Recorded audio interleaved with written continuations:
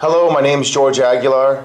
Today's video is going to be discussing a startup procedure on a Cla-Val model 50-01 pressure relief valve. The discussion today is intended to provide a basic overview of a typical commissioning procedure.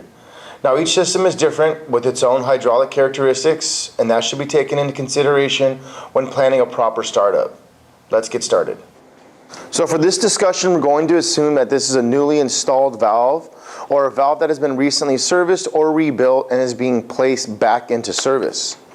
Now, a pressure relief valve is intended to maintain a maximum upstream pressure.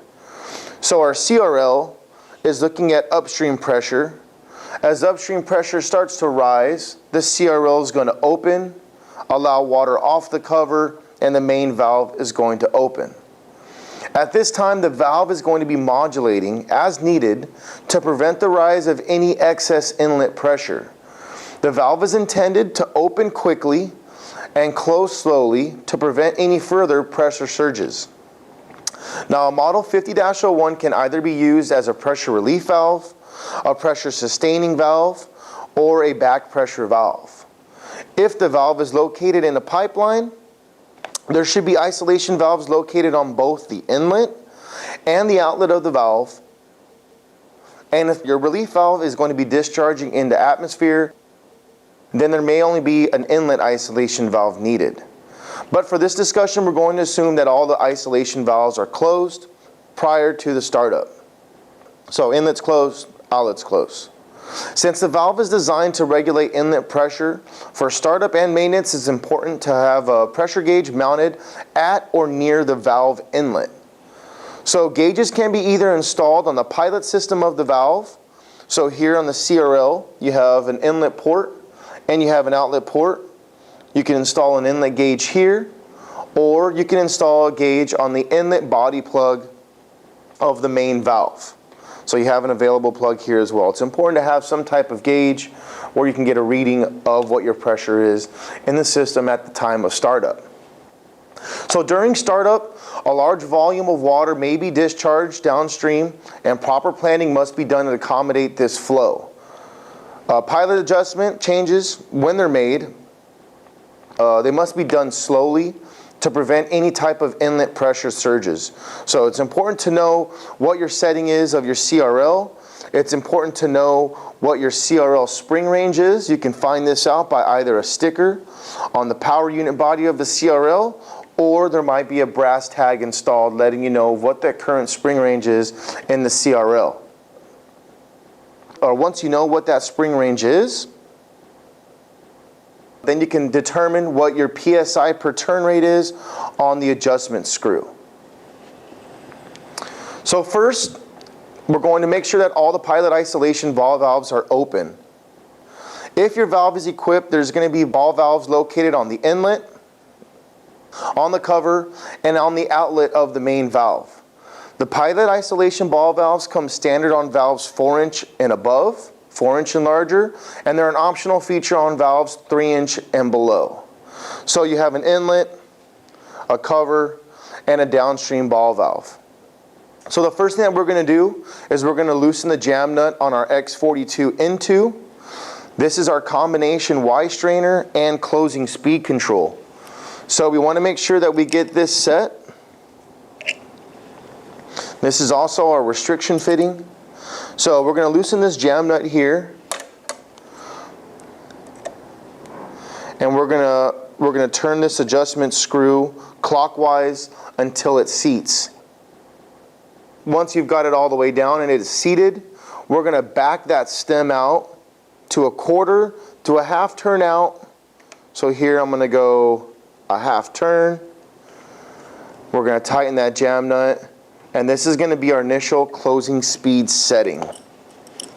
We'll lock this down, jam nut down. Now we're going to remove the cap of the CRL. Removing this cap is going to get us access to the adjustment screw. Once you've gotten to this position, we're going to loosen up the jam nut on the CRL. And we're going to go clockwise to turn to make sure that this CRL is seated. Again, clockwise is going to increase the spring tension on the CRL. Because the CRL is a normally closed pilot, by turning in on this adjustment screw, it's going to increase the pilot setting to the upper spring range limits. By closing the CRL, this will put the main valve under the control of the CRL. So if we follow the water here from the inlet of the valve, if our CRL is in the closed position and we follow the water here, the water is going to have nowhere to go because the CRL is closed. It's going to back up, water pressure is going to back up onto the cover of the main valve, and it's going to close that main valve. So your valve may be equipped with either a CRL or a newly designed CRL 60. Both pilots operate identically. If you have any questions, please refer to our CRL 60 maintenance video for specific rebuild instructions. Now, if there's an isolation valve located downstream of the 5001, we want to slowly open up that isolation valve. After you slowly open that up, next we're going to partially open up our inlet isolation valve. By doing that, we're going to allow some of that inlet pressure into the valve. By getting that pressure to the valve, again, water is going to back up onto the cover of the valve, and the 5001 should close slowly. During this time, the valve may discharge a little bit of water as the valve cover begins to pressurize and close, so just be aware of that. Once the valve is closed, we want to make sure that we vent all the air from the main valve and the pilot system. So if your valve is equipped with an X101 valve position indicator, like we have installed right here, we can loosen the bleed valve at the top of the indicator assembly and release all the air until we have a steady stream of water. So we'll loosen up this bleed valve here just a little bit, again, until you get a steady stream of water coming off here. Once you've had that steady stream, you no longer see any air bubbles. You see a steady flow of water through the sight tube here. We'll tighten up that bleed valve, and we're on to the next step. If there's not an X101 mounted on your valve, there will be a body plug here similar to what we have installed on this valve. On the cover here. Again, if you don't have this X101, just loosen up that bleed valve. That bleed valve will be installed here. Loosen that bleed valve a little bit and tighten that back up. Next, we're going to carefully loosen the tubing at the highest point. So in this case here, on this valve that we're using for our demonstration, the highest point is going to be at this point. So we're going to loosen up this fitting just a little bit, again, until you have a steady stream of water. Once you have that steady stream, we'll retighten. Once all the air is vented, once you've done that, now we can fully open up our inlet isolation valve. So now inlet and downstream of our 5001, both of those gate valves or isolation valves are fully open. So now with the main valve now in the closed position and all the air is vented, it's time to decrease the CRL setting until the valve begins to open. So what we're going to do is we're going to slowly back out on the adjustment screw until you start to hear flow make its way through the pilot system, or when you start to see the stem rise on our position indicator, either or. So we'll slowly start backing out. All right, when you start to hear flow through our pilot system, you're going to look at your installed gauge. You want to look at your upstream pressure, because when your CRL starts to open, it's opening at the current setting of our upstream pressure.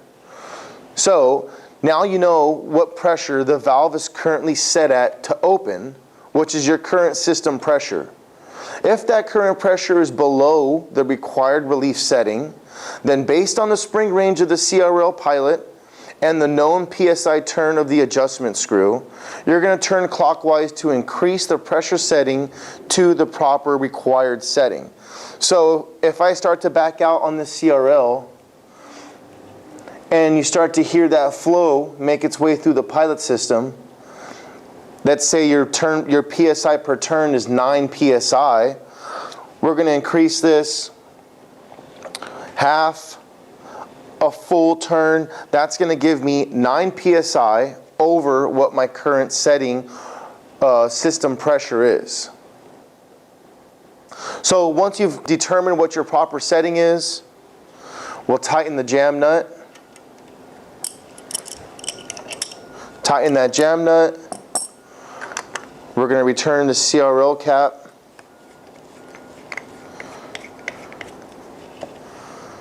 And that is the basic startup procedure for a Cla-Val model 50-01 pressure relief valve.